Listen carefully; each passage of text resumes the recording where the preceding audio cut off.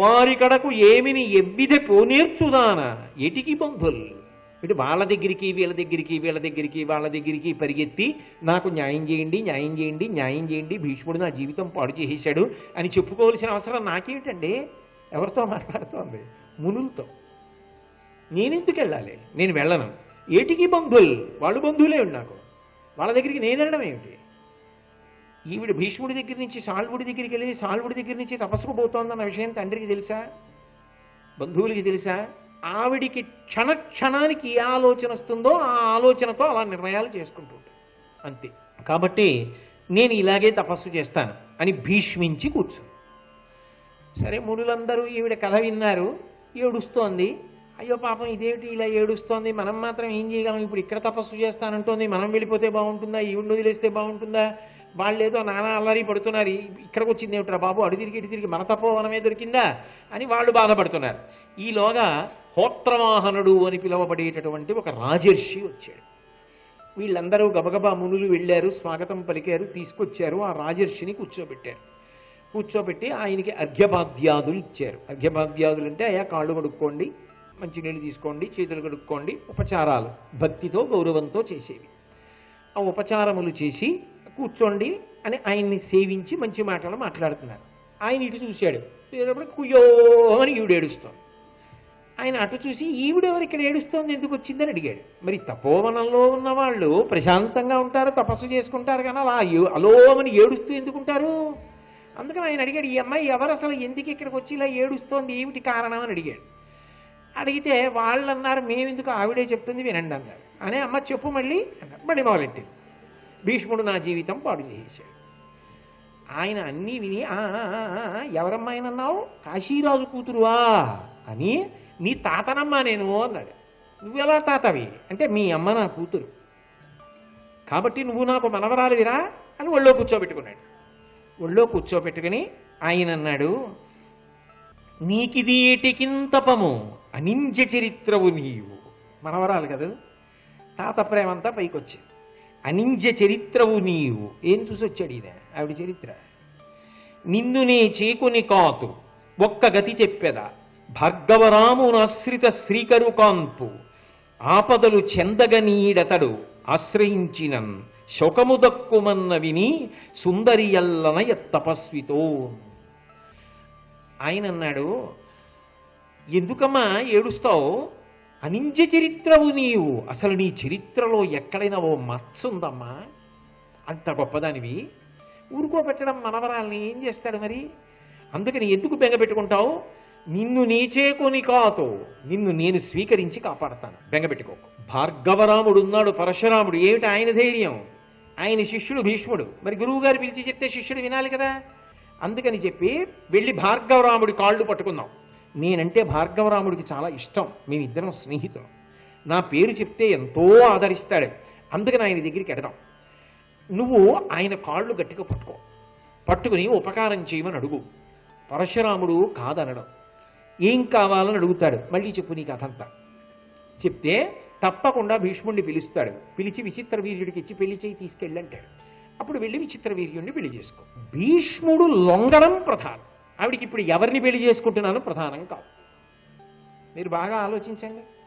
ఎందుకంటే నిజంగా పరశురాముడు పిలిచి, నేను చెప్తున్నాను రా నీ తమ్ముడికి ఇచ్చి పెళ్లి చేయి అంటే, గురువుగారు మీరు చెప్పారు కాబట్టి అలాగేనండి అని భీష్ముడి తీసుకెళ్లి విచిత్ర వీర్య తాళి కట్టు అంటే, భీష్ముడిని కాదనగలిగినంత మనగాడు ఆయన తాళి కట్టేస్తారు. అదే మరి సాల్వుడికి ఇచ్చిన మనసు ఏమైపోయింది? కాదు, భీష్ముడిని లొంగదీశానా లేదా అంటే, ఆవిడికి ఇప్పుడు పెళ్లి కన్నా పగ గొప్పది, భీష్ముణ్ణి సాధించాలి, అది ఆవిడ జీవితం. ఇలా జీవితాశయాలు బయలుదేరితే లోకంలో ఎంత ధర్మాత్ముడు ఏం బతుకుతాడండి. కాబట్టి ఆవిడ ఇంత పగబెట్టుకుని ఉన్న కారణం చేత ఆయన అన్నాడు, ఆయన కాళ్ళు పట్టుకుంటే, పరశురాముడు కాళ్ళు పట్టుకుంటే ఆపదలు చెందగనీడతడాశ్రయించినన్, ఏ ఆపద రానివ్వడు, అభయం ఇస్తాడు. శోకము తక్కుమన్న విని సుందరియల్లన యత్తపస్వితోన్. ఆమె వెంటనే అంది, తాతగారు మీరు చాలా మంచి మాట చెప్పారు, ఇప్పుడు నా మనసు ఊరడిల్లింది, మనం తొందరగా వెళ్ళిపోవాలి పరశురాముడి దగ్గరికి. ఆవిడ ఎక్కడ ఆగేటట్లేదు అసలు. ఆవిడకి కావలసింది ఏమిటంటే ఉత్తరక్షణం భీష్ముడు వచ్చి చేతులు కట్టుకుని, అంబా నీ మాట వింటాననాలి.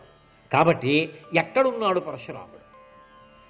ఆయన ఎక్కడున్నాడు పరశురాముడు అంటే మహేంద్ర పర్వతం మీద ఉన్నాడు. మీరు ఆరణ్య పర్వంలో విన్నారుగా, మహేంద్ర పర్వతం మీద ఉన్నాడు, అక్కడ తపస్సు చేస్తున్నాడు. అమ్మ రేపు మనం బయలుదేరి వెడదాం, అక్కడికి ప్రయాణం చేసి వెడదాం, అక్కడ ఉంటాడు పరశురాముడు, నేను స్నేహితుణ్ణి, నేను వస్తున్నానంటే ఎంతో సంతోషపడిపోతాడు, వెంటనే ప్రవేశపెట్టండి అంటాడు. అక్కడ మాట్లాడదాం అమ్మా అన్నాడు. ఈలోగా అకృతవ్రణుడు అనబడేటటువంటి ఒక మునొచ్చాడు. ఆయన పరశురాముని యొక్క శిష్యుడు. ఆయన వస్తున్నాడు అనేటప్పటికీ, పరశురాముడి శిష్యుడు వస్తున్నాడు అనేటప్పటికీ గౌరవం కదా. పరుగు పరుగున వెళ్ళి మునులందరూ ఈ బాబాయ్ అకృతవ్రణుడు వస్తున్నాడు ఏమిటని స్వాగతం పలికి తీసుకొచ్చారు. ఆయన అన్నాడు, మా గురువు గారికి తెలిసింది. ఏం తెలిసింది? హోత్రవాహనుడు ఇక్కడికి వచ్చాడని తెలిసింది. హోత్రవాహనుడు అంటే అంబ తాతగారు. హోత్రవాహనుడు మా గురువుగారు పరశురాముడు మంచి మిత్రులు. మా గురువుగారు ఎప్పటి నుంచో ఈ అంబ తాతగారిని అంటే హోత్రవాహనుడిని చూడాలనుకుంటున్నారు. ఇక్కడికి వచ్చాడని తెలిసింది. అందుకని మా గురువు గారు బయలుదేరారు మహేంద్ర పర్వతం నుంచి. ఆయన రేపటికల్లా ఇక్కడికి చేరుకుంటున్నారు, ఆయనే వచ్చేస్తున్నారు ఇతన్ని చూడ్డానికి అన్నారు. ఎంత ఆనందపడిపోయాడో హోత్రవాహనుడు. స్నేహితుడు అంత మర్యాద చూపించి వస్తున్నాడు, అంత గొప్పవాడు కూడానని. అంతకన్నా ఎక్కువ సంతోషపడిపోయింది అంబ. ఎందుకని? తన జీవితంలో సమస్యకి పరిష్కారం దొరుకుతుందని కాదు, భీష్ముడు తన ముందు తల ఉంచుతాడని. అది ఆవిడ పగ, ఆవిడ కక్ష. ఎన్ని మాటలు చెప్పను ఆ మాట. సరే, తెల్లవారింది. పరశురాముడు రానే వచ్చాడు మహేంద్ర పర్వతం నుంచి. పరశురాముడు అంటే మాటల. అందరూ గబగబా ఎదురెళ్ళారు, స్వాగతం పలికారు, తీసుకొచ్చారు, ఉచితాసనం మీద కూర్చోబెట్టారు, అర్ఘ్యపాద్యాదులను ఇచ్చారు, కుశల ప్రశ్నలు అడిగారు. అన్నీ అయ్యాయి. హోత్రవాహనుడితో మాట్లాడుతున్నాడు. మాట్లాడుతూ మళ్ళీ కుయ్యోలో ఏడుస్తోంది. అటు చూశాడు. ఈ పిల్ల ఎవరు, ఎందుకు ఏడుస్తోంది అన్నాడు. అంటే ఆమె నా మనుమరాలు, నా కూతురు, ఆమె చాలా బాధలో ఉంది అని నేనెందుకు చెప్పడం, తనే చెప్తుంది. అంబా ఏది చెప్పమ్మా నీ బాధ అన్నాడు. మళ్ళీ మొదలుపెట్టింది. భీష్ముడు నా జీవితం పాడు చేసేశాడు.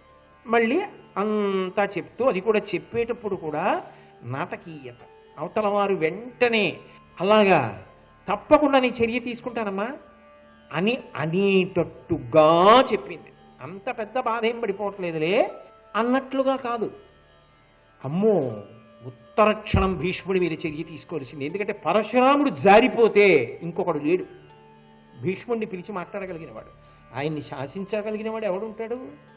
అందుకని ఈ అవకాశం వదిలిపెట్టకూడదు. అందుకని ఆవిడేం చేసిందంటే, కనుగొవన శ్రధారలు కన్ చరణానతయైన రాముడిట్లను విను హోత్రవాహనుని ఎట్టుల ఎరును నీకు నీ మనంబున కల చింత అంతయును బుచ్చద నా కడ చీరితి ఇంకా నీ వనట దొలంగబెట్టి గరువంబగ చెప్పుము దీని మూలము.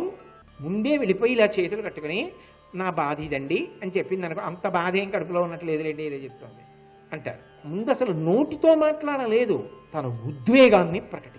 అంటే భీష్ముడు అంత అన్యాయం చేసేసి ఉంటాడు, లేకపోతే ఇలా ఏడుస్తుందా పాపం అని అనిపించాలి.